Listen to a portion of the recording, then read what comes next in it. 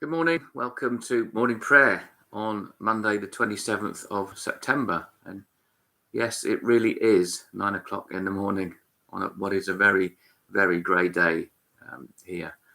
But I trust that you've had a good weekend and looking forward to this week ahead. And as ever, it's good to spend these few minutes at the beginning of a day praying together. Today is the feast of the intercessor and pioneer George Muller, who was born this day in 1805. So on feast days, we pause from our usual rhythm to celebrate the stories and to learn from the lives of heroes of faith, whose collective witness embodies the 6 practices of Lectio 365. These are prayer and creativity, justice and hospitality, learning and mission. Today, therefore, we are thanking God for the extraordinary example of George Muller, a hero of prayer and justice. And so as we come to prayer now, let's pause to be still and breathe slowly to recenter our scattered senses upon the presence of God.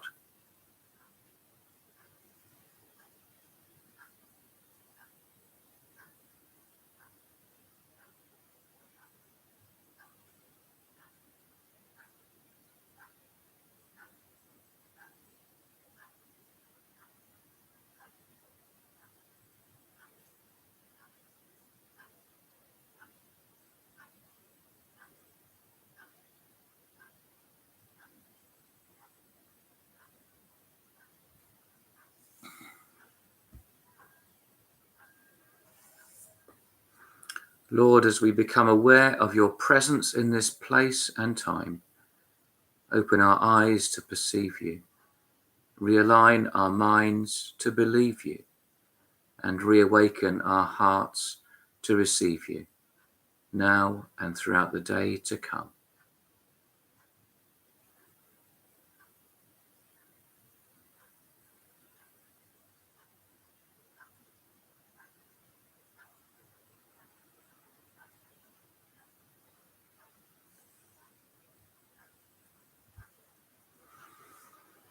And so we rejoice in God's generosity today, as we join in the ancient praise of all God's people in some words from Psalm 147.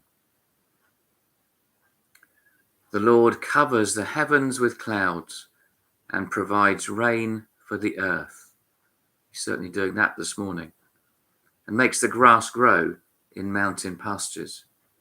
He gives food to the wild animals and feeds the young ravens when they cry. The Lord's delight is in those who fear him, those who put their hope in his unfailing love.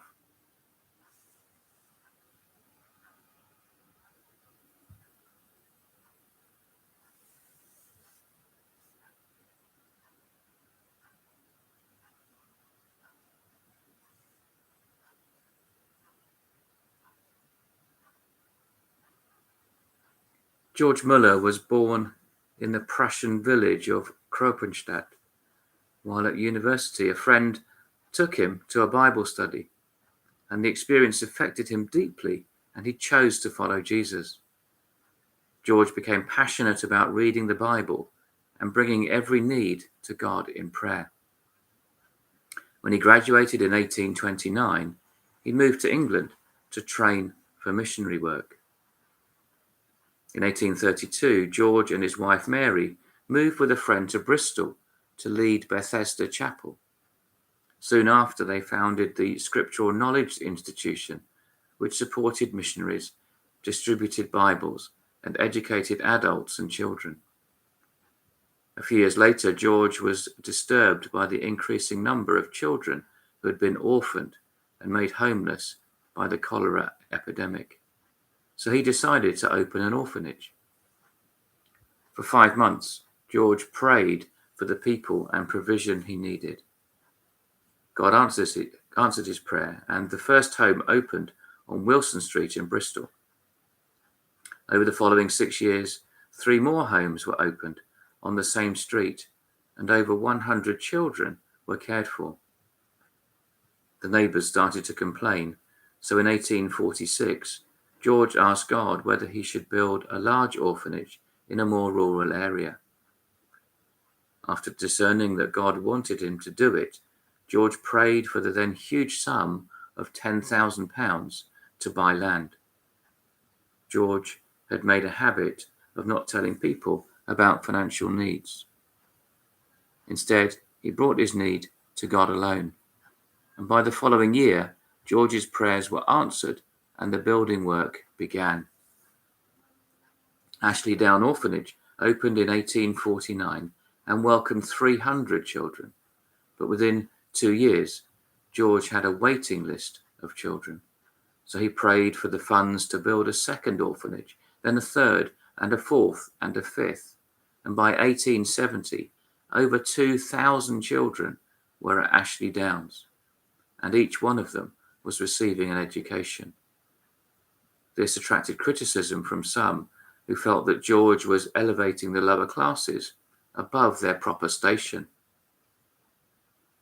After years of experience in trusting God, George Muller shared this advice for younger believers. Be slow to take the new steps in the Lord's service, or in your business, or in your business, or in your families.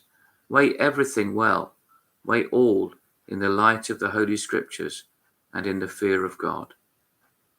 Seek to have no will of your own in order to ascertain the mind of God regarding any steps you propose taking, so that you can honestly say you are willing to do the will of God, if he will only be pleased to instruct you. But when you have found out what the will of God is, seek for his help, and seek it earnestly, perseveringly, patiently, believing expectantly, and you will surely, in his own time and way, obtain it.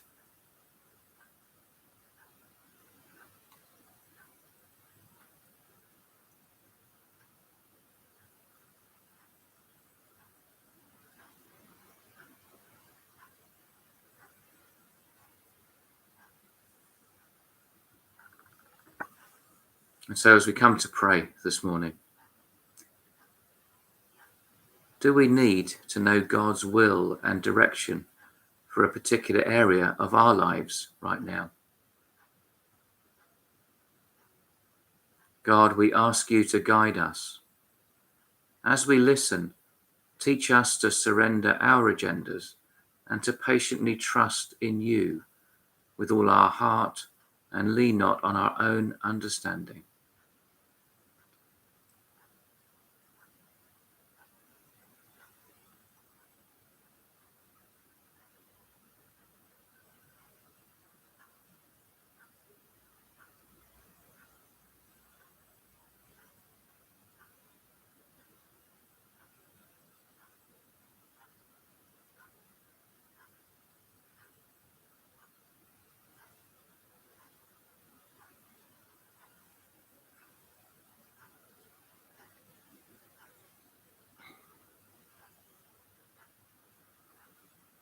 What has God asked our churches to do to serve and love our communities? Run a food bank, plant a church, support families fostering and adopting children, or maybe something else? What do we need to begin or maybe continue in this work?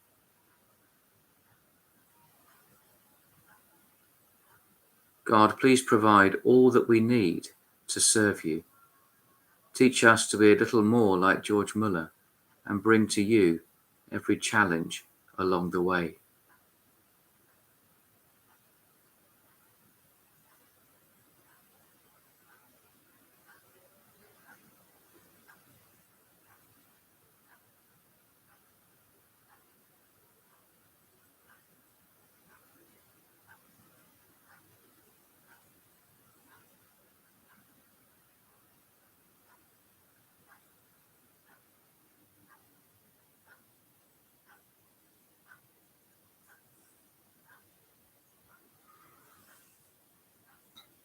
George Muller was asked, "What is the secret of your service to God?"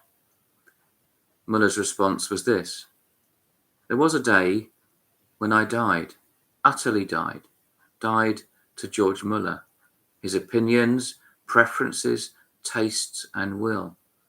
Died to the world, its approval and censure.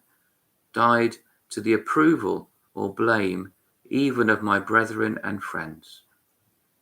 And since then, I have studied to show myself approved only to God. A servant of God has but one master."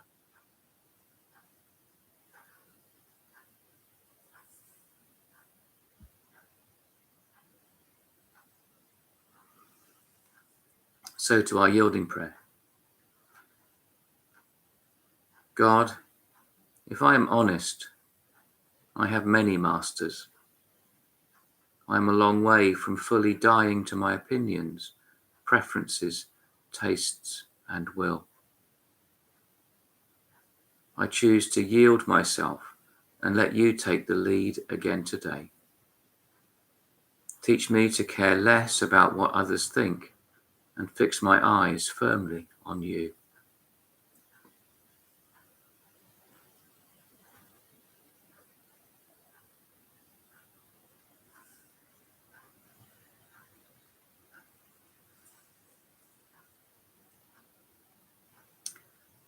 And now, as we prepare to take this time of prayer into the coming day, the Lord who loves us invites us in Matthew's Gospel to seek first his kingdom and his righteousness, and all these things will be given to us as well.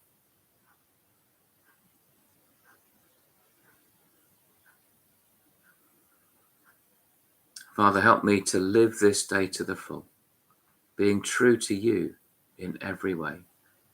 Jesus, help me to give myself away to others, being kind to everyone I meet.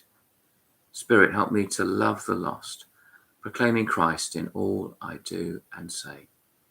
Amen. So let's be encouraged and challenged by George Muller.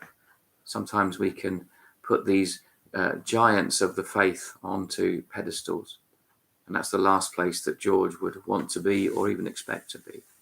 But let's commit our time to praying, laying our will aside so that we can hear what God's will is and walk in that. May we have a great day, a great week ahead, seeing God do wonderful things. So look forward to being with you again soon. But until then, bye for now.